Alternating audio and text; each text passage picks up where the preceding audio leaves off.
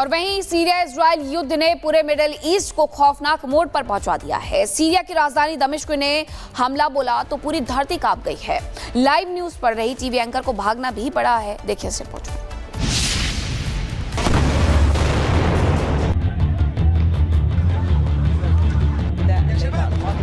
बिल्डिंगों के उड़ते परखच से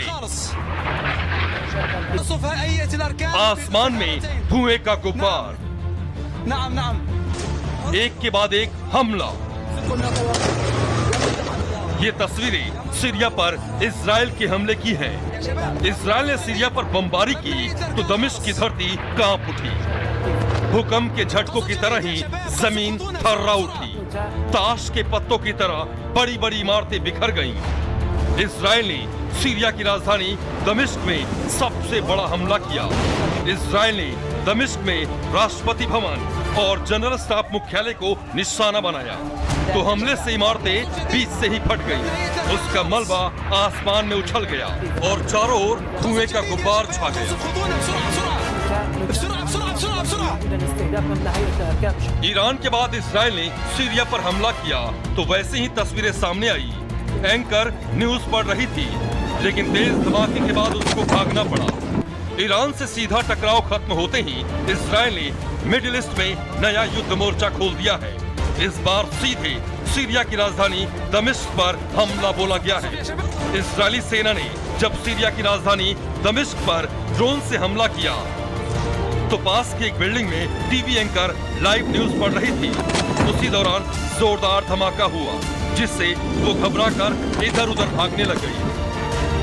इजरायली रक्षा मंत्री काट्ज ने एक्स पर ये वीडियो शेयर किया है और लिखा है कि दमिश्क स्थित सीरिया के सैन्य मुख्यालय के एंट्री गेट को निशाना बनाया गया है। इजरायल की ओर से ये कार्रवाई सीरियाई सेना को सुवैदा से पीछे हटने की चेतावनी के बाद की गई है। अब हमारी चेतावनी खत्म हो चुकी है, अब दमिश्क में दर्दनाक प्रहार करेंगे। बीते 24 घंटे में इजरायल ने सीरिया में 250 से ज्यादा एयर स्ट्राइक किए हैं। 6 तो सिर्फ सीरियन डिफेंस मिनिस्ट्री और सिक्योरिटी फोर्सेस के मुख्यालय पर करके उसे खाक में मिला दिया गया है। दमिश्क का जनरल स्टाफ हेडक्वार्टर तबाह हो चुका है। इजरायल ने खुले तौर पर ऐलान किया है कि वो सीरिया की सीमाओं पर किसी भी सैन्य जमावड़े को बर्दाश्त नहीं करेगा। हालात इतने बिगड़ चुके हैं कि इजरायली प्रधानमंत्री नेतन्याहू, डिफेंस मिनिस्टर और आर्मी चीफ ने आपात बैठक बुलाई है जहां कई दिनों तक चलने वाले संभावित युद्ध की रणनीति तैयार की जाएगी। अब सवाल सिर्फ सीरिया इजरायल का नहीं रहा, अब ये संकट पूरे मिडिल ईस्ट को खौफनाक मोड़ पर ले जा सकता है। Bureau report, Republic Bharat. और वहीं सीरिया इजराइल युद्ध ने पूरे मिडिल ईस्ट को खौफनाक मोड़ पर पहुंचा दिया है। सीरिया की राजधानी दमिश्क ने हमला बोला तो पूरी धरती कांप गई है। लाइव न्यूज पढ़ रही टीवी एंकर को भागना भी पड़ा है। देखिए इस रिपोर्ट में।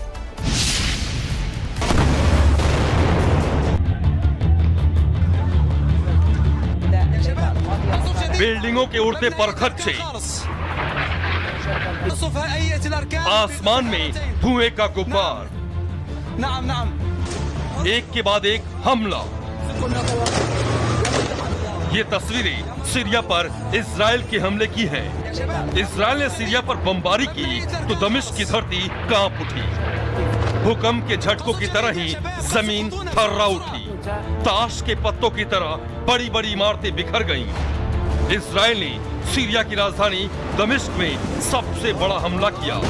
इजराइल ने दमिश्क में राष्ट्रपति भवन और जनरल स्टाफ मुख्यालय को निशाना बनाया तो हमले से इमारतें बीच से ही फट गईं।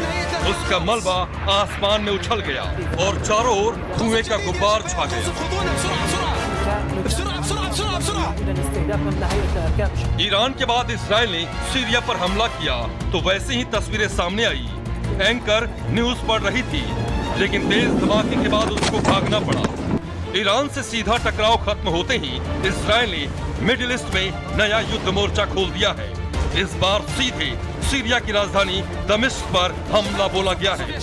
इजरायली सेना ने जब सीरिया की राजधानी दमिश्क पर ड्रोन से हमला किया तो पास की एक बिल्डिंग में टीवी एंकर लाइव न्यूज पढ़ रही थी।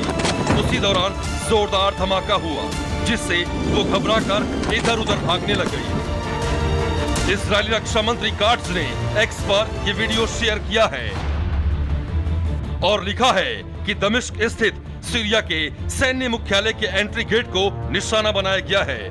इजरायल की ओर से ये कार्रवाई सीरियाई सेना को सुवैदा से पीछे हटने की चेतावनी के बाद की गई है। अब हमारी चेतावनी खत्म हो चुकी है, अब दमिश्क में दर्दनाक प्रहार करेंगे। बीते 24 घंटे में इजरायल ने सीरिया में 250 से ज्यादा एयर स्ट्राइक किए हैं।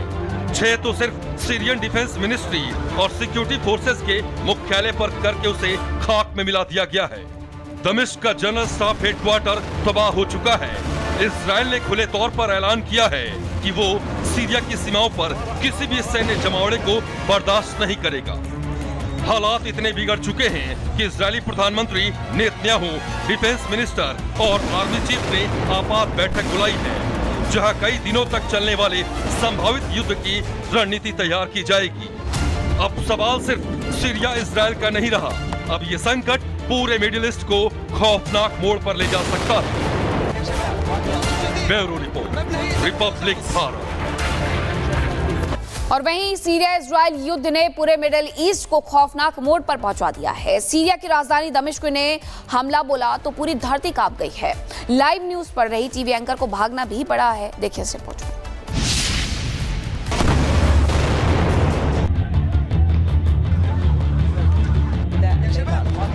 बिल्डिंगों के उड़ते परखच्चे,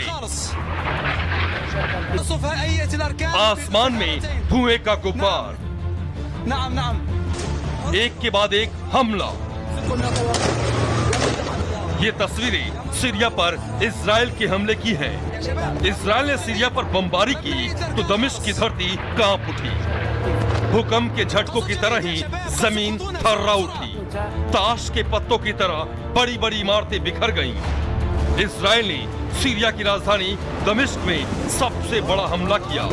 इजरायल ने दमिश्क में राष्ट्रपति भवन और जनरल स्टाफ मुख्यालय को निशाना बनाया तो हमले से इमारतें बीच से ही फट गईं।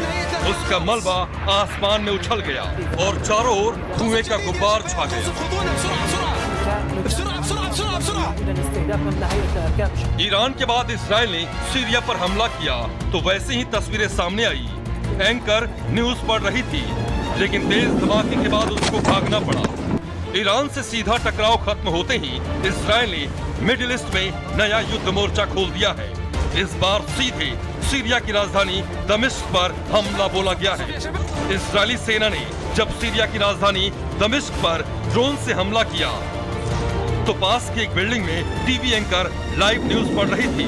उसी दौरान जोरदार धमाका हुआ, जिससे वो घबराकर इधर उधर भागने लग गई। इजरायली रक्षा मंत्री काट्ज ने एक्स पर ये वीडियो शेयर किया है और लिखा है कि दमिश्क स्थित सीरिया के सैन्य मुख्यालय के एंट्री गेट को निशाना बनाया गया है। इजरायल की ओर से ये कार्रवाई सीरियाई सेना को सुवैदा से पीछे हटने की चेतावनी के बाद की गई है। अब हमारी चेतावनी खत्म हो चुकी है, अब दमिश्क में दर्दनाक प्रहार करेंगे। बीते 24 घंटे में इजरायल ने सीरिया में 250 से ज्यादा एयर स्ट्राइक किए हैं। 6 तो सिर्फ सीरियन डिफेंस मिनिस्ट्री और सिक्योरिटी फोर्सेस के मुख्यालय पर करके उसे खाक में मिला दिया गया है। दमिश्क का जनरल स्टाफ हेडक्वार्टर तबाह हो चुका है। इजरायल ने खुले तौर पर ऐलान किया है कि वो सीरिया की सीमाओं पर किसी भी सैन्य जमावड़े को बर्दाश्त नहीं करेगा। हालात इतने बिगड़ चुके हैं कि इजरायली प्रधानमंत्री नेतन्याहू, डिफेंस मिनिस्टर और आर्मी चीफ ने आपात बैठक बुलाई है, जहां कई दिनों तक चलने वाले संभावित युद्ध की रणनीति तैयार की जाएगी। अब सवाल सिर्फ सीरिया इजरायल का नहीं रहा, अब ये संकट पूरे मिडिल ईस्ट को खौफनाक मोड़ पर ले जा सकता है। Bureau report, Republic Bharat.